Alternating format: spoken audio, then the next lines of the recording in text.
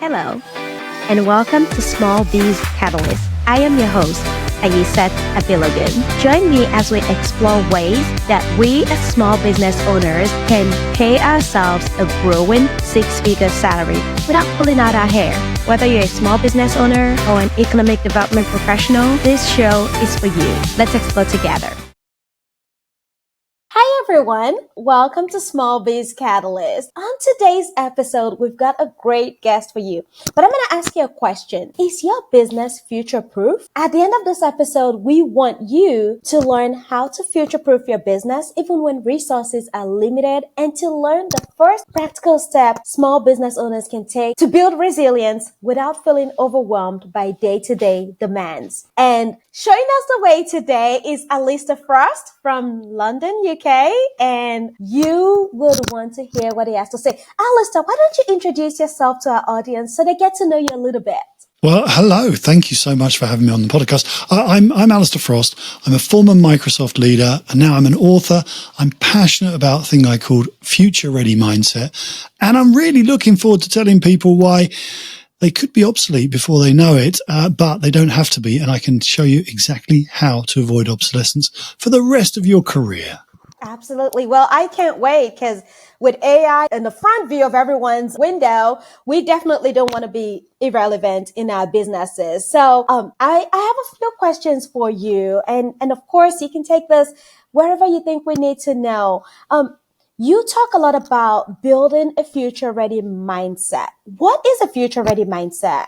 And All right. Well, it's owners who often feel like they're putting out fires every day, what's the first practical step they can take to build the kind of mindset without feeling overwhelmed? So tell us a little bit about future-ready mindset, and then what we can do to build it. Sure. Well, look, first thing, I'm going to pick you up on your intro. I don't believe you can future-proof anything, let alone a small business or anything. It is impossible to future-proof anything, and I'll tell you why. Future-proofing is a lie that was invented in the technology industry as a way of sort of telling you, oh, the next upgrade is just the one you want. Well, guess what? You can't future-proof because nobody knows what the future is. And I've had laptops probably 10 years ago that were future-proofed. I'm not still using those things any more than a future-proofed any solution you come across. So it's a little language thing, but actually I take issue with it. And that's why I call it a future-ready mindset, because you can't future-proof. And actually, here's a tip for small businesses. If a supplier comes to you and says, this is a future-proof solution, just look them in the eye and say, could you please describe that future for me in detail? And they'll go blank because they don't know what that future is. Nobody does. And so you can't proof, but you can be ready. So a future-ready mindset it's about 20 years since the concept of growth mindset came into sort of common language, right? We all talk about growth mindset. It's only 20 years old, which is extraordinary. But there's a problem with it, particularly for small business owners like me. It doesn't work, because you can say to people, well, you can grow and learn and develop all through your life with determination, application. Yeah, but I'm busy. I've got a lot on. And, that's kind of right down the bottom of my list. I'm just putting out fires.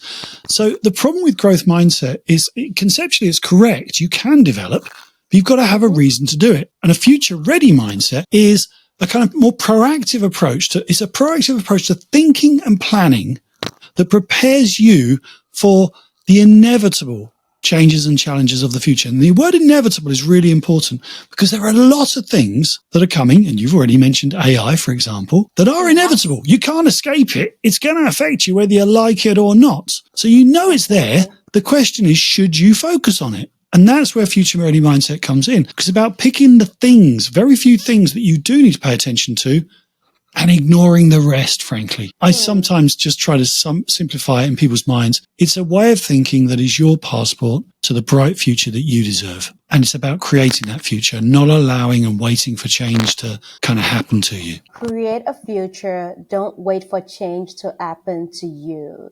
That is powerful. So you've led a digital marketing strategy at Microsoft, and you've worked on some of the world's biggest product launches. What lessons from those experiences translate well for entrepreneurs running smaller, resource-tight businesses? There's a story in the book, Ready Already, that I got to share with you, because when I was at Microsoft, I worked my way up the ranks, and somehow I got picked to run the global marketing launch of Windows Vista. Now, I don't know if you remember Windows Vista. I do. Did you live through it? Yeah, it was a disaster on every front. It really was. Now, I was, one of the lucky guys who got to sort of plan the launch and announce it in London with Bill Gates.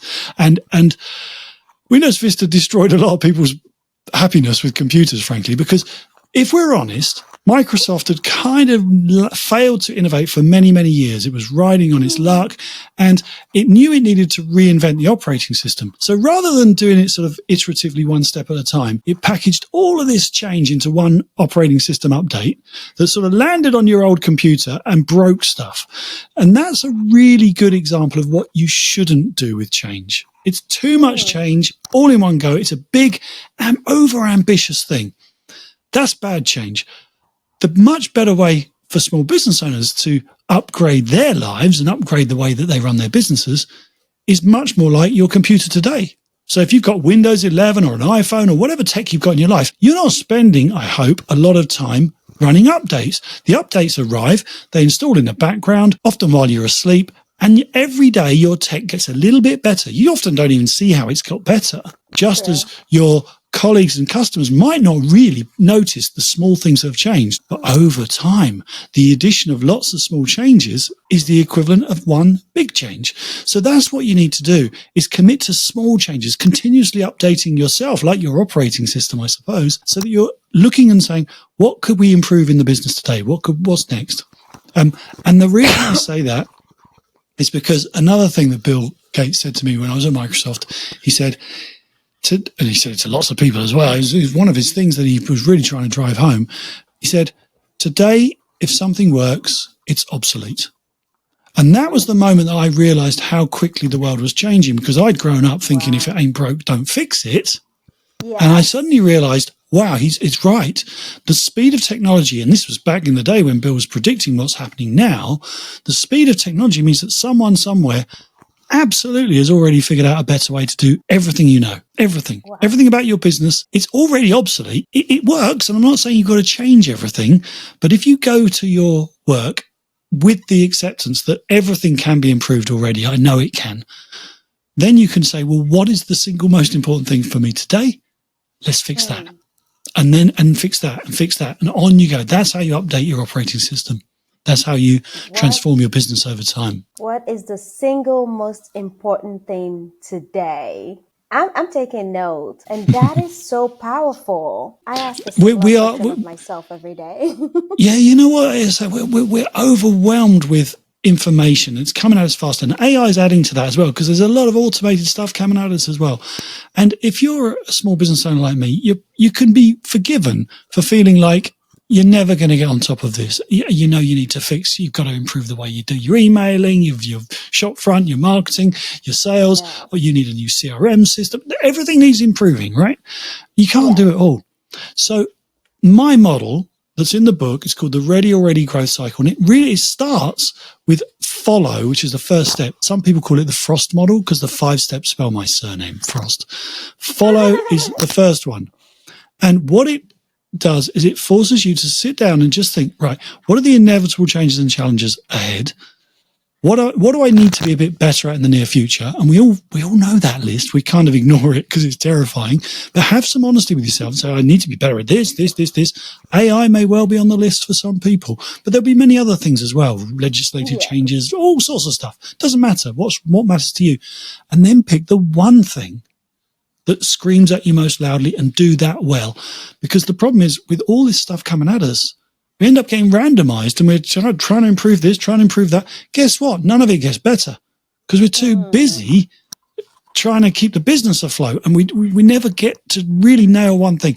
So it's that focus is so crucial if you want to keep up. That reminds me of the slight edge. Just one thing, just keep doing one tiny little improvement. And what's the R? The R is react, and this is really important as well. And all this is you go away and you learn as much as you can about that thing. Let's say it's AI because, hey, you mentioned it. So AI, right, I need to know about AI. I want to improve customer service or whatever it is, and I want to use that. So you go off and explore it a bit, you learn a bit about it, you figure it out. There are many more creative ways to learn than just asking the AI to tell you how good AI is, which is what a lot of people would do now, right? We go to an AI and say, how can I use AI in my business? Guess what? It's going to be a big fan of AI.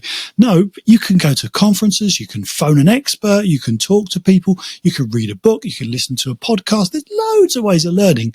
So React is about learning intelligently about your thing, so you get the right answers for you, and then choosing your reaction. Is this thing relevant to my business or not? And if it isn't, after you've done that initial discovery phase, go back to your follow list and pick something else. Do not waste your time. And I put this React step in because I've seen so many big businesses, including people at Microsoft, getting really excited, running around, chasing things and saying, oh, we could do this, we could do this, we could do this. And it's only after you've done them, you think, didn't really live up to its initial promise.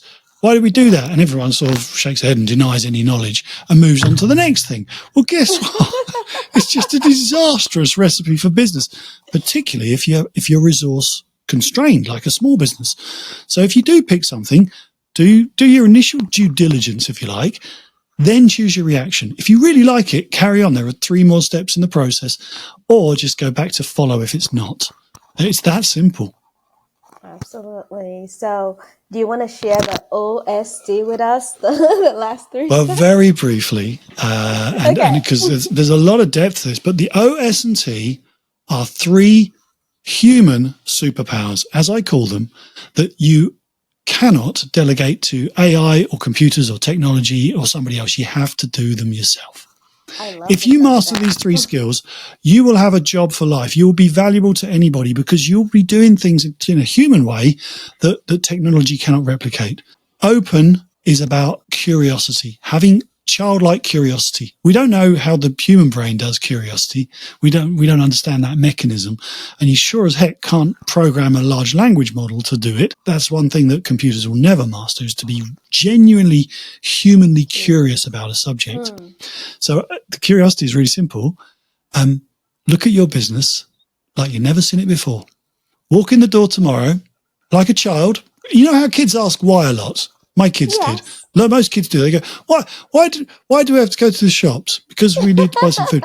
Why do we need to buy some food? Because we're hungry. Why are we hungry? Because we haven't eaten any food. Why do I have to wear shoes? And on it goes. Oh, please, just come to the shops. Now, kids ask why to feel safe in the world and to make sense of it. That's how they learn. Yes. Something weird happens when we become adults and we stop asking why. Because it's a bit embarrassing to say, well, why do we send out invoices in triplicate? You should know the answer to that. Surely there's somebody's thought that through. You don't need to ask that question, but you do. And anything about your business, if you walk in there the next day and go in like a child and say, why is there no disabled parking space outside the door? Why is the sign up there? Why is that light bulb not working? Like a child. Suddenly, what it does is it opens your mind. That's why it's called the open step, to new possibilities, because you realize, things don't have to be the way they are. They could actually be different. So that's the open, because we're so closed. We're so stuck in the status quo, right? We know how our business works. And actually, if it's all obsolete, why don't you challenge some of it? The question I put in the book, you'll see this if you read the book, is, I asked a question at Microsoft and I said, why is the Monday meeting always on a Monday? And people looked at me like I'd gone crazy, but it was the best question because no one dared ask it. And it was just so simple. And it really stuck in my mind that, having the courage to ask a really naive, childlike question sometimes unearths new possibilities. So that's open. Then surprise is where you take that openness in your mind and you have fun and you be creative and say, well, what if we changed the layout of the shop? Or what if we did this? What if we stopped sending invoices by post? What if we tried this? And having some bold ideas. And it really is fun. This is a fun step, but thinking big. And then, because again, AI and technology can do creativity, but it's not human creativity, is it? Let's be honest. It's not that powerful thing that you feel and where you put stuff together through the lens of your human genius. You will have much better ideas than a computer. And the final step is tell. And this is because You need to tell others about your mad ideas, terrible ideas, frankly, in order to make them better. I've never had an idea in my life, in all my years, that hasn't been improved in some way by being exposed to other human beings. Never. Wow. They've either told me it was a good idea, which has given me confidence to keep going, or maybe they said, oh, that's interesting, but what about this? And how have you considered that? And it's got better. So if you're a small business owner, you may not have, you may have a team of people. Obviously, that's the people you can involve in this process. But also there are small business communities, there are networking groups. You can just ask a customer. I mean, you just expose people to this idea, but do it in a way that where they'll feel empowered to support you and try to make your ideas better. This is really important. The default setting in many businesses, if you say, I've got an idea, and someone will listen and say, no, that won't work because, no, we tried that, no, but, and that kills the idea. So the phrase that I use in the book that's really powerful is just to ask whoever you're telling, say, please could you start your answer with yes and see where it takes you. Because the minute you do that flip, you're being additive, you're being positive. Yes, and that's probably best we run that by legal, because that's a really bonk. But at least you're supporting. You're not saying that's a terrible. Yes, and we could try. Yes, and I know somebody who might. I could talk to my friend. He might know about that. Yes, and wow, it's so powerful. So that's the whole process. Follow is find your focus, get the one thing you need to pay attention to.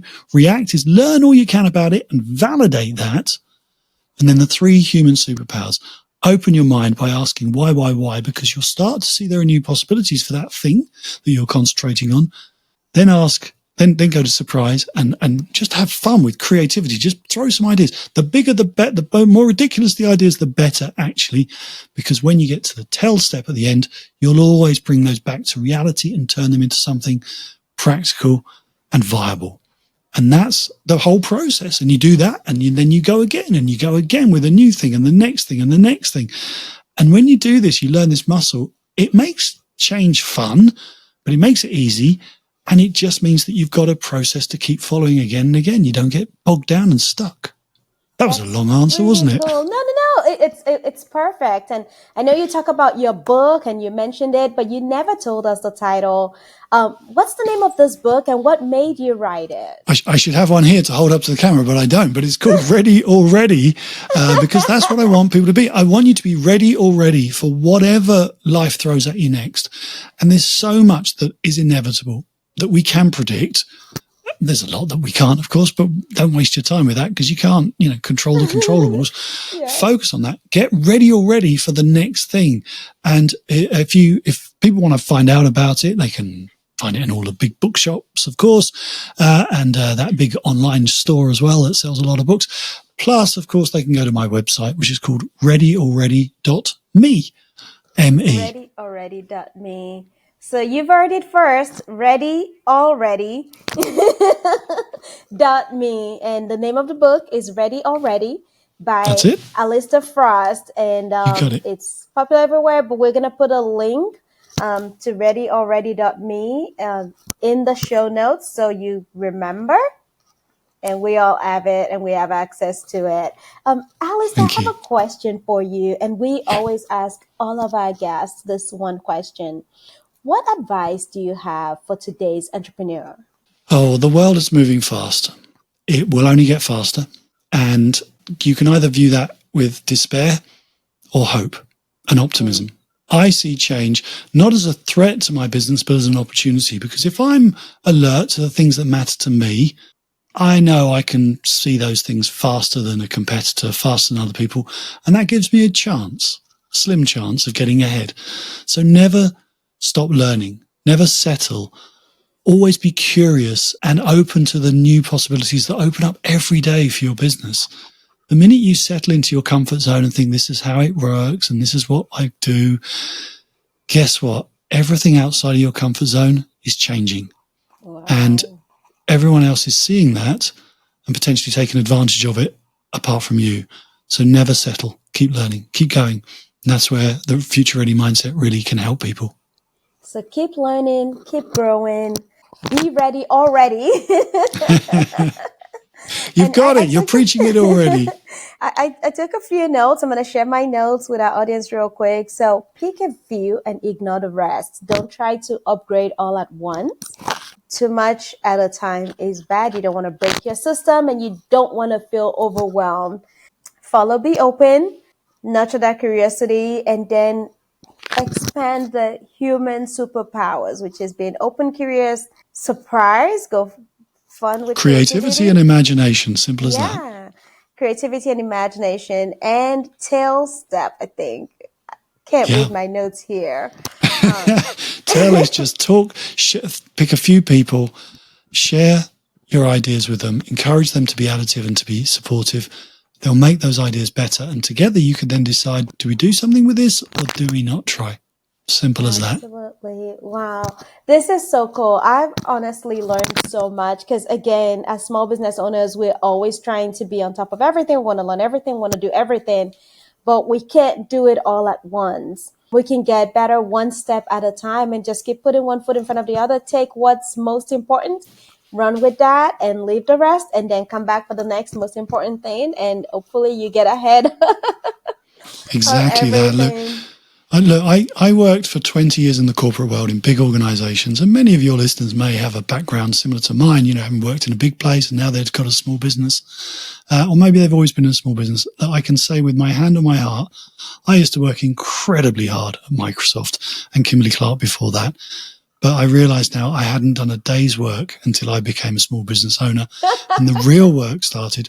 But because I believe in what I do, because I'm passionate about my work as a keynote speaker, as somebody who helps businesses and teams think differently, I love what I do. So find that passion for what you do, that personal mission that's at the heart of my model, and never, ever stop trying to be the best person you can be. It's as simple as that. Keep growing. Thank you so much. I appreciate that. And our audience really appreciate just your words of wisdom, the experience that you shared with us and, this short period of time and just even ways to think about our business in a way that it's not overwhelming.